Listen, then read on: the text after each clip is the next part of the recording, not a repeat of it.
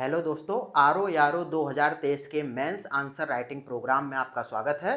और आज इस प्रोग्राम के तहत ये 14वीं क्लास है और इस क्लास में हम लोग कार्यालय आदेश की परिभाषा, विशेषता, महत्व, इसके प्रारूप और उदाहरण को देखने वाले हैं।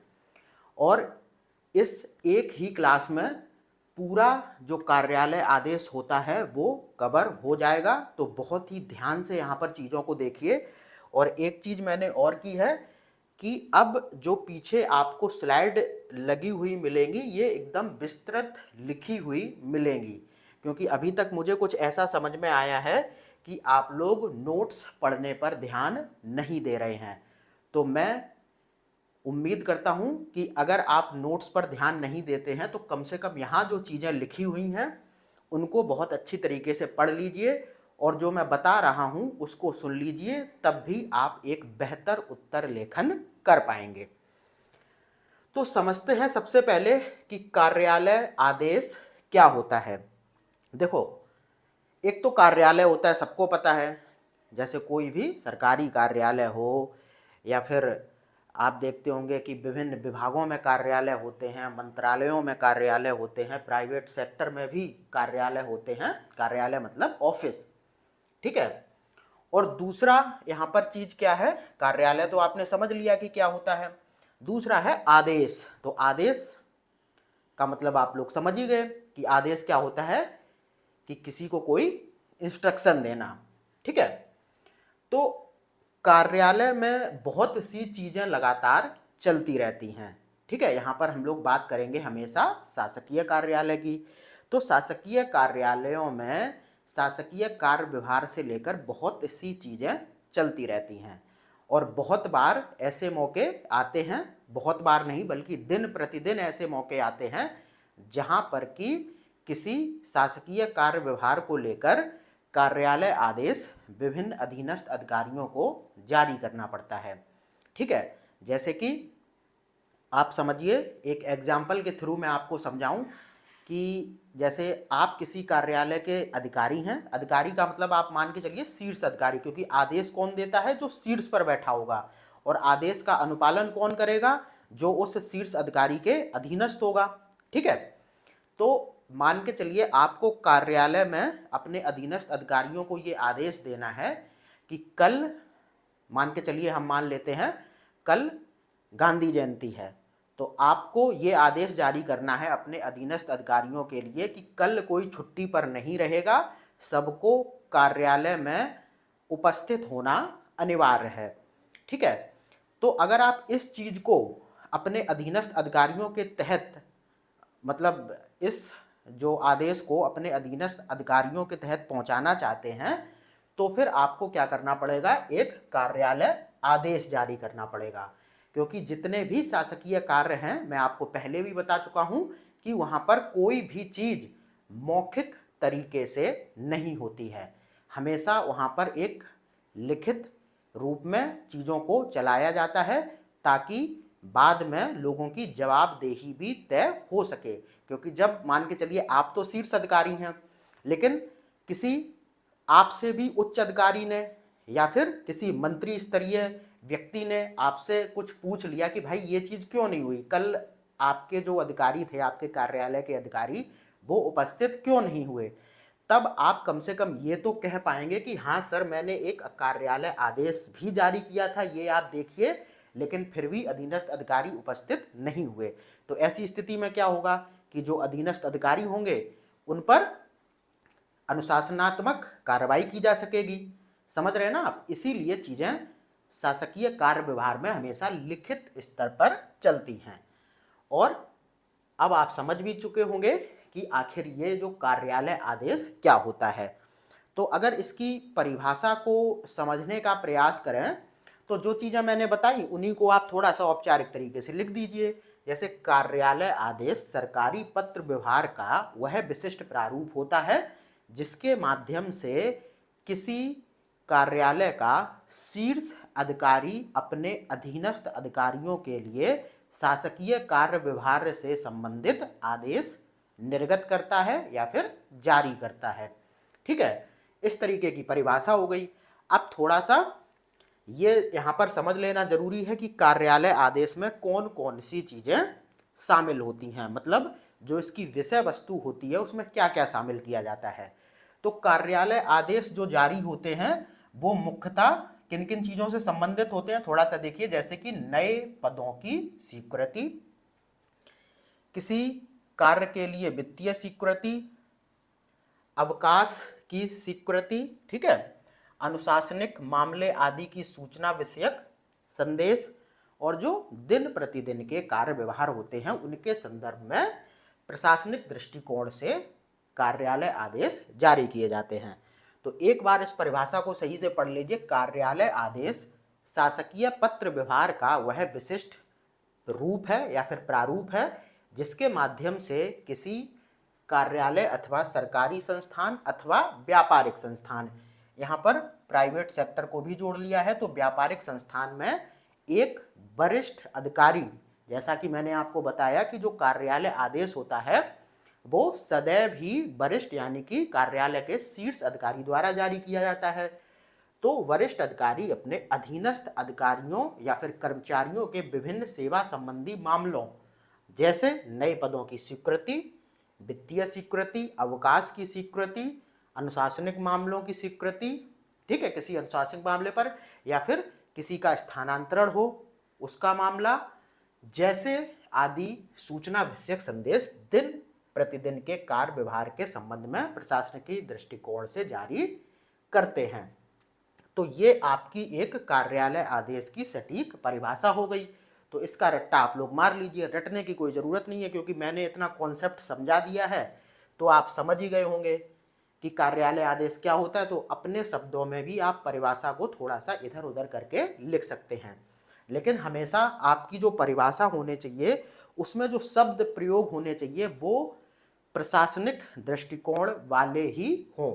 जैसे वरिष्ठ अधिकारी हमेशा यहाँ पर लिखा जाता है, अधीनस्थ अधिकारी ऐसा नहीं आप लिख सकते कि एक ऊंचा अधिकारी अपने निचले अधिकारियों को, तो ये ऊंचा या फिर ये जो निचला शब्द है ये प्रशासनिक दृष्टिकोण से सही नहीं होता है। तो हमेशा जब भी आप कार्यालय आदेश की परिभाषा लिखें, मतलब कार्यालय आदेश क्या, जितने भी पत्रों की परिभाषा लिखें वहाँ पर आप प्रशासनिक शब्दों का ही प्रयोग करने का प्रयास करें, वो ज़्यादा प्रभावशाली होगा।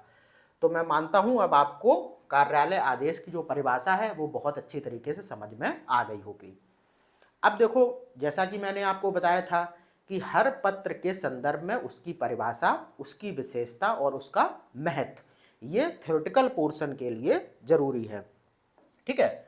तो दूसरी चीज यहाँ पर क्या हो गई, कार्यालय आदेश की परिभाषा, सॉरी विशेषताएं। परिभाषा तो देख लिया आपने, अब इसकी विशेषताओं पर एक नज़र डालिए।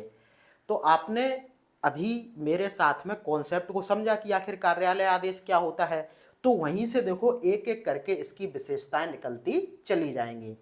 तो जैसा कि मैंने आपको पहले बताया परिभाषा के दौरान कि जो कार्यालय आदेश होता है वो हमेशा एक शीर्ष अधिकारी के द्वारा, जो कार्यालय का शीर्ष अधिकारी होगा उसके द्वारा जारी किया जाता है। तो पहली विशेषता यही हो गई कि कार्यालय आदेश सदैव एक उच्च अधिकारी द्वारा अधीनस्थ अधिकारियों हेतु जारी किया जाता है, ठीक है, पहली चीज।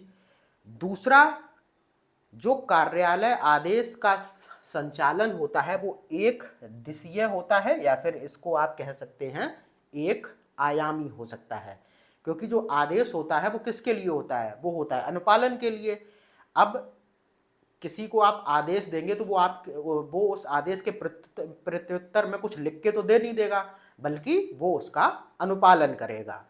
तो जो कार्यालय आदेश होता है वो अधीनस्थ अधिकारियों के अनुपालन के लिए होता है, इसीलिए इसका जो संचालन है वो हमेशा एक दिशीय या फिर एक आयामी होता है। उसके बाद देखो तीसरी इसकी जो विशेषता है वो इसकी विषय वस्तु से संबंधित है, ठीक है। तो इसकी विषय वस्तु क्या होती है, शासकीय कार्य व्यवहार हेतु दायित्वों व निर्देशों के अनुपालन से संबंधित, ठीक है, ये हो गई। अब ये जो शासकीय कार्य व्यवहार हेतु दायित्व हैं और निर्देश हैं ये क्या क्या हो सकते हैं, तो इसमें देखो नए पदों का सृजन, वित्तीय स्वीकृति किसी मामले को लेकर, अनुभाग में किसी कर्मचारी का स्थानांतरण, अधिकारियों या अनुभागों के बीच कार्यों का बंटवारा, अवकाश की स्वीकृति, अनुपालन संबंधी मामलों का निपटारा, किसी कर्मचारी को चेतावनी, अपील पर किया गया निर्णय इत्यादि। यानी कि जो एक कार्यालय के रोजमर्रा के जो कार्य होते हैं वही इसकी विषय वस्तु होते हैं, और इन्हीं रोजमर्रा के कार्यों को लेकर हमेशा शीर्ष अधिकारी अपने अधीनस्थ अधिकारियों को कार्यालय आदेश जारी करते रहते हैं, ताकि जो कार्यालय का जो कार्य है वो सुचारू रूप से चलता रहे। ठीक है, तो 3 विशेषताएं हो गई। अब चौथी विशेषता देखो, चौथी विशेषता इसकी ये है कि कार्यालय आदेश का एक नियत व औपचारिक प्रारूप होता है। अब देखो, जितने भी शासकीय कार्य व्यवहार में पत्र आलेखन होते हैं उनका एक हमेशा निश्चित और औपचारिक प्रारूप आपको देखने को मिलेगा ही, क्योंकि शासकीय कार्य व्यवहार ऐसे नहीं होता कि कहीं भी पता चले कार्यालय आदेश लिखना है तो एक पेपर लिया, कहीं का कहीं उस पर कुछ लिखा और दे दिया, ऐसा नहीं होता है। प्रॉपर इसका एक फॉर्मेट होता है और उस फॉर्मेट का अनुसरण करके ही हमेशा कार्यालय आदेश जारी किया जाता है। तो चौथी विशेषता इसकी क्या हो गई कि कार्यालय आदेश का एक नियत व औपचारिक प्रारूप होता है। उसके बाद भाषा शैली की बात की जाए तो कार्यालय आदेश की भाषा कैसी होगी। अब आदेश की भाषा कैसी होती है, आदेश की भाषा होगी आदेशात्मक और उत्तम पुरुष शैली में, क्योंकि यहाँ पर सीधा शीर्ष अधिकारी जो होगा अपने अधीनस्थ अधिकारियों को आदेश देगा, तो भाषा शैली आदेशात्मक हो जाएगी और उत्तम पुरुष शैली में लिखी गई होगी। 5वीं विशेषता हो गई। 6वीं विशेषता क्या है कि जो कार्यालय आदेश होता है उसका अनुपालन करना अधीनस्थ अधिकारियों के लिए अनिवार्य होता है। तो ये हो गया 6वीं विशेषता। क्या हो गई कि जो कार्यालय आदेश होता है उसका अनुपालन करना संबंधित अधिकारियों के लिए अनिवार्य होता है, या फिर आप कहें अधीनस्थ अधिकारियों के लिए अनुपालन करना अनिवार्य होता है। उसके बाद देखो, अगली विशेषता ये है कि अगर संबंधित अधिकारी कार्यालय आदेश की अवहेलना करते हैं तो उनके विरुद्ध दंडात्मक या फिर अनुशासनात्मक कार्रवाई की जा सकती है। ठीक है, और अगली विशेषता देखो क्या है कि कार्यालय आदेश न्यायिक वाद का विषय बनाया जा सकता है। किसी भी मान के चलिए मामले को लेकर अगर कोई वाद उत्पन्न होता है कोर्ट वगैरह में, तो फिर इसको उस न्यायिक वाद का विषय बनाया जा सकता है। ठीक है, तो अब आपने समझी कि कार्यालय आदेश की विशेषताएं क्या होती हैं। हमेशा कार्यालय के शीर्ष अधिकारियों के हमेशा कार्यालय के शीर्ष अधिकारी के द्वारा जारी किया जाता है, और किसके लिए, तो अधीनस्थ अधिकारियों के लिए। संचालन कैसा होगा, एक आयामी होगा, क्योंकि इसका प्रत्युत्तर अधीनस्थ अधिकारी नहीं देते हैं बल्कि सिर्फ उस आदेश का अनुपालन करते हैं। विषय वस्तु वही शासकीय कार्य व्यवहार से जुड़ी, और शासकीय कार्य व्यवहार कैसे, जैसे ये नए पदों का सृजन, वित्तीय स्वीकृति, अनुभाग में किसी कर्मचारी का स्थानांतरण, अधिकारियों के अनुभागों के बीच कार्य का बंटवारा, अवकाश की स्वीकृति, अनुपालन संबंधी मामलों का निपटारा या किसी कर्मचारी को चेतावनी आदि। ठीक है, तो इस तरीके के विषय वस्तु होती है इसकी। उसके बाद इसका एक नियत व औपचारिक प्रारूप होता है। भाषा शैली आदेशात्मक होती है और उत्तम पुरुष शैली में लिखी जाती है। कार्यालय आदेश का अनुपालन करना सभी संबंधित अधिकारियों के लिए अनिवार्य होता है। और अगली विशेषता है कि अगर अधीनस्थ अधिकारी या फिर संबंधित अधिकारी कार्यालय आदेश की अवहेलना करते हैं तो उनके खिलाफ दंडात्मक या फिर अनुशासनात्मक कार्रवाई की जाएगी। और कार्यालय आदेश न्यायिक वाद का विषय भी बनाया जा सकता है। तो ये आपकी हो गई कार्यालय आदेश की विशेषताएं। 2 बार मैंने रिपीट करके बता दी, तो अब चीजें आपको बहुत ही अच्छी तरीके से आ गई होंगी। अब बढ़ते हैं कार्यालय आदेश के महत्व की तरफ। ठीक है, तो इसका महत्व देखो क्या क्या हो सकता है। अब देखो, अगर आप एक बार किसी चीज़ को व्यवहारिक तरीके से समझ लें कि कार्यालय आदेश क्या होता है, तो इसकी विशेषताएं और इसके महत्व को आप खुद भी लिख सकते हैं अगर आप थोड़ा सा तेज हैं। देखो अब इसका महत्व क्या है कि कार्यालय के शीर्ष अधिकारी द्वारा अपने अधीनस्थ अधिकारियों को आदेश या निर्देश जारी करने का यह सरल माध्यम है। तो बिल्कुल सही बात है भाई, कार्यालय आदेश के माध्यम से कार्यालय का शीर्ष अधिकारी बड़ी ही आसानी से अपने अधीनस्थ अधिकारी को किसी शासकीय कार्य के संदर्भ में आदेश या निर्देश निर्गत या फिर जारी कर सकता है। ठीक है, उसके बाद कार्यालय आदेश के तहत संबंधित शासकीय कार्य को लेकर अधीनस्थ अधिकारी की जवाबदेही भी तय होती है। मान के चलिए कोई अधीनस्थ अधिकारी अगर किसी कार्यालय आदेश का अनुपालन नहीं करता है तो जवाबदेही तय होगी कि भाई कार्यालय आदेश जारी किया गया था लेकिन फिर आपने उसका अनुपालन क्यों नहीं किया, जवाब दीजिए। ठीक है, तो जब इस तरीके का कार्यालय आदेश जारी होता है तो अधीनस्थ अधिकारियों की जवाबदेही अपने आप सुनिश्चित हो जाती है। उसके बाद देखो कार्यालय आदेश को गजट में शामिल नहीं किया जाता है। गजट का मतलब आप समझ रहे होंगे, इंग्लिश में इसको बोलते इंग्लिश में तो गजट ही बोलते हैं, हिंदी में भी गजट लिख देते हैं, लेकिन वैसे इसको राजपत्र भी बोलते हैं। ठीक है, जैसे आप समीक्षा अधिकारी जब बन जाएंगे तो जो प्रॉपर आरओ होता है वो क्या होता है, वो गजटेड ऑफिसर होता है। क्यों, कौन होता है, गजटेड ऑफिसर, जिसे कि राजपत्रित अधिकारी भी कहते हैं और जिस उसके पद का उल्लेख गजट में भी होता है। तो कार्यालय आदेश का उल्लेख गजट में नहीं होता है, ये ध्यान रखना। गजट में किसका उल्लेख होता है, शासकीय पत्र का। ठीक है, लेकिन एक अभिलेख के रूप में इसे सुरक्षित रखा जाता है क्योंकि आगे भविष्य में कोई भी मामला अगर उत्पन्न हो उस मामले को लेकर तो अधिकारी दिखा सके कि ये कार्यालय आदेश जारी किया गया था और आप देख सकते हैं कि मैंने इस तरीके का आदेश जारी किया था और ये उस मामले में कहा था मैंने, तो इसलिए इसको अभिलेख के रूप में सुरक्षित रखा जाता है। बाद बाकी यही हो गया ओवरऑल कि कार्यालय आदेश के माध्यम से एक कार्यालय का काम सुचारू रूप से चलता रहता है। ठीक है, ये तो आप समझ ही गए क्यों चलता रहता है भाई।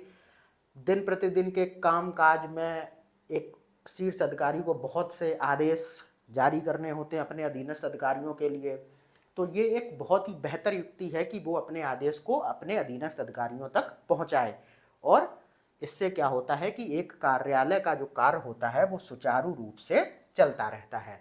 तो ये कार्यालय आदेश के महत्व हो गए। ठीक है, क्या क्या महत्व हो गए मैं रिपीट कर देता हूं। कार्यालय के शीर्ष अधिकारी द्वारा अपने अधीनस्थ अधिकारियों को आदेश या निर्देश जारी करने का यह एक सरल माध्यम है। कार्यालय आदेश के तहत संबंधित शासकीय कार्य व्यवहार हेतु अधीनस्थ अधिकारियों की जवाबदेही भी तय होती है। कार्यालय आदेश को गजट में शामिल नहीं किया जाता है लेकिन इसको एक अभिलेख के रूप में सुरक्षित रखा जाता है। कार्यालय आदेश के माध्यम से क्या होता है कि एक कार्यालय के काम सुचारू रूप से चलते रहते हैं। तो ये थ्योरेटिकल पोर्शन इसका खत्म हो गया। यहाँ पर आपने क्या क्या देखा, कार्यालय आदेश की परिभाषा, उसके बाद कार्यालय आदेश की विशेषताएं और फिर कार्यालय आदेश का महत्व। ठीक है, अब सीधा हम लोग आते हैं इसके प्रारूप पर। तो ये आपके सामने प्रारूप लगा है, इसको बहुत अच्छी तरीके से देखिए। इसी तरीके से हूबहू आपको बनाना होगा। बाद बाकी एक चीज़ मैं आपसे कहना चाहूँगा कि आप कॉपी में भी लिखते हैं तो वहाँ पर भी अच्छे से इस तरीके से लिखा जा सकता है। जैसे बहुत से बच्चे ये बोल देते हैं कि सर आप तो टाइप करा हुआ देते हैं तो चीज़ें बिल्कुल एक लाइन में आ जाती हैं। ऐसा नहीं है, अगर आप लिखने की प्रैक्टिस डालेंगे तो आप भी चीज़ों को इस तरीके से लाइन में रखेंगे और जो इनके बीच में एक स्पेस दिया जाता है वो भी बिल्कुल बराबर होना चाहिए। तो ये अपने उत्तर लेखन में थोड़ा सा इस पर ध्यान दें। अब बात करते हैं इसके प्रारूप की। देखो यहाँ पर क्या होगा, सबसे पहले विभाग का नाम आएगा, फिर अनुभाग का नाम आएगा, फिर यहाँ पर कार्यालय आदेश संख्या आएगी, फिर दिनांक और फिर स्थान, ये सबसे टॉप पर रहेगा। उसके बाद एक हेडिंग डलेगी कार्यालय आदेश, उसको अंडरलाइन किया जाएगा। ठीक है, उसके बाद श्री या श्री करके जिसको भी आदेश देना हो, जिस अपने अधीनस्थ अधिकारी को आदेशित किया जाता है ऐसे करके, फिर यहाँ पर मुख्य विषय वस्तु आ जाएगी।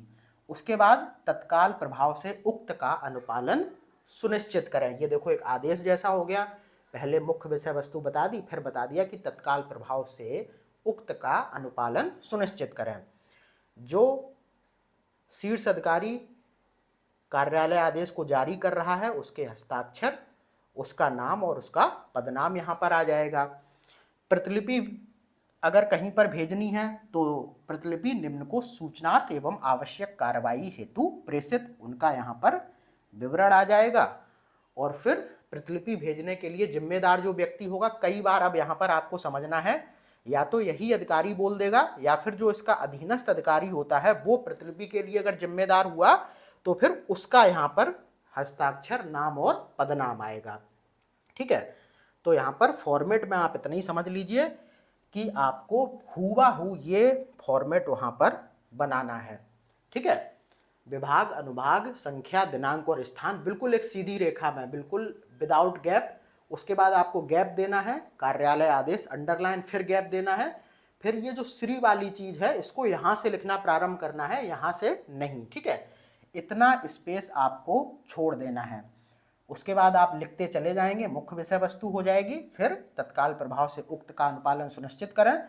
और दूसरा जो होगा वो इस सीधी लाइन में जहां पर श्री लिखा है इसी के नीचे ये 2 लगा के आप शुरू करेंगे दूसरा पैराग्राफ। ठीक है, और एक चीज ध्यान रखनी है कि यहां पर आप थोड़ा सा स्पेस दे दें दूसरा पैराग्राफ शुरू करते हुए। और एक चीज और आपको ध्यान रखनी है, क्या कि आप इन चीज़ों पर थोड़ा सा फोकस करें। बहुत बार ये होता है कि आप इस लाइन से सटा के लिखने लगते हैं, वो चीज़ गलत हो जाती है, तो यहाँ पर आपको सटा के नहीं लिखना है। ठीक है, तो ये हो गया पूरा आपका कार्यालय आदेश का प्रारूप। समझ गए, सारी चीज़ें आपने देख ही लिया, बहुत अच्छी तरीके से दिख रहा होगा आपको। उसके बाद इसका एक उदाहरण देख लेते हैं। ठीक है, तो ये रहा एकदम इसका एक लिखित उदाहरण। अब देखो यहाँ पर विभाग का नाम आना था तो पुलिस मुख्यालय उत्तर प्रदेश प्रयागराज। ठीक है, फिर संख्या आ गई। अब आप यहाँ पर कंफ्यूज हो गए होंगे कि एक तो संख्या ये हो गई और दूसरी संख्या ये हो गई, तो अब यहाँ पर समझना जरूरी है, जबकि प्रारूप में संख्या एक ही थी। तो ध्यान रखना, प्रारूप में आपको बिल्कुल इसी तरीके से एक ही संख्या करनी है, लेकिन यहाँ पर देखो क्या होता है कि जैसे ये जो संख्या आपको दिख रही है, संख्या 43/1/2018-19, तो ये क्या होती है, जितने भी पत्र एक कार्यालय से जारी होते हैं ये उनकी संख्या होती है।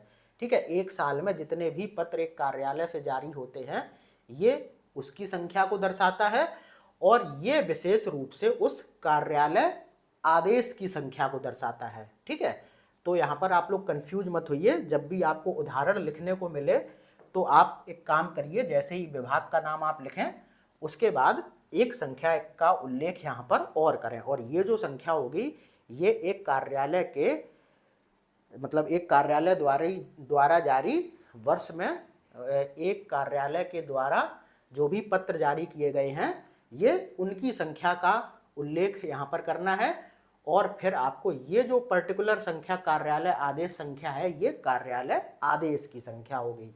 ठीक है, तो विभाग के बाद एक संख्या का उल्लेख कीजिए। उसके बाद आपका आ गया प्रयागराज 3 अक्टूबर 2018 यानी कि दिनांक और स्थान। ठीक है, उसके बाद कार्यालय आदेश की संख्या आ गई। ठीक है, उसके बाद देखिए ये चीज़ थोड़ी सी गलत हो गई, यहाँ पर ये दिनांक नहीं होगा, सिर्फ प्रयागराज और फिर 3 अक्टूबर 2018, ये यहाँ पर टाइपिंग मिस्टेक है, तो इसको यहाँ पर आप निगलेक्ट करना। उसके बाद कार्यालय आदेश लिख दिया, इसको अंडरलाइन कर दिया। फिर देखो यहाँ पर कार्यालय आदेश आ गया, समस्त अधिकारियों कर्मचारियों को सूच है कि आगामी 6 अक्टूबर 2018 को 9 बजे शारीरिक दक्षता परीक्षण हेतु ग्राउंड संख्या 1 में नियत वेशभूषा में उपस्थित हों। अनुपस्थित पाए जाने वाले सभी पुलिसकर्मियों पर अनुशासनात्मक कार्रवाई की जाएगी। और जिसने जारी किया है वो है कौन, अपर महानिदेशक। नाम है उसका टा ठा डा, तो उसके हस्ताक्षर हो जाएंगे, उसका नाम आ गया और उसका पदनाम आ गया। अब देखो इसकी प्रतिलिपि जो विभाग है या जो कार्यालय है उसके सूचना पटल पर अंकन के लिए प्रेषित करने की जो जिम्मेदारी है वो किसकी है, वो इसके अधीनस्थ अधिकारी की। अधीनस्थ अधिकारी कौन है, अपर पुलिस अधीक्षक काखागा, उसके साइन आ जाएंगे। ठीक है, तो इस तरीके से आपको यहाँ पर बनाना है। तो इस उदाहरण को आप लोग पूरी तरीके से रट लीजिए और इसी तरीके से आप अपनी कॉपी में भी बनाकर आ सकते हैं। इसमें कोई समस्या नहीं है कि इसको नहीं बना सकते, वहाँ पर ऐसा कुछ नहीं है। जब भी आपसे उत्तर लेखन में लिखित उदाहरण पूछा जाए कार्यालय आदेश का, आप ये बनाकर आ सकते हैं। ठीक है, बहुत ही बेहतरीन अंक आपको मिलेंगे। बाद बाकी यहाँ पर ध्यान रखना, ये जो दिनांक लिखा है ये गलत है, ये यहाँ पर नहीं होना चाहिए। बस प्रयागराज 3 अक्टूबर 2018 दो संख्याएं होंगी, एक कार्यालय आदेश की विशेष संख्या, दूसरा एक वर्ष में कार्यालय के द्वारा जो भी पत्र जारी किए गए हैं उनके क्रम की संख्या। ठीक है, तो ये आपका हो गया कार्यालय आदेश पूरी तरीके से कंप्लीट। और अगली वीडियो में हम लोग बात करने वाले हैं किसकी, कार्यालय ज्ञाप की। तो फिर अगले सप्ताह जो उत्तर लेखन कार्यक्रम होगा उसमें पत्र आलेखन के तहत आपको कार्यालय आदेश और कार्यालय ज्ञाप का ही उत्तर लेखन करना पड़ेगा। तो फिर मिलती हैं अगली क्लास में, तब तक के लिए धन्यवाद।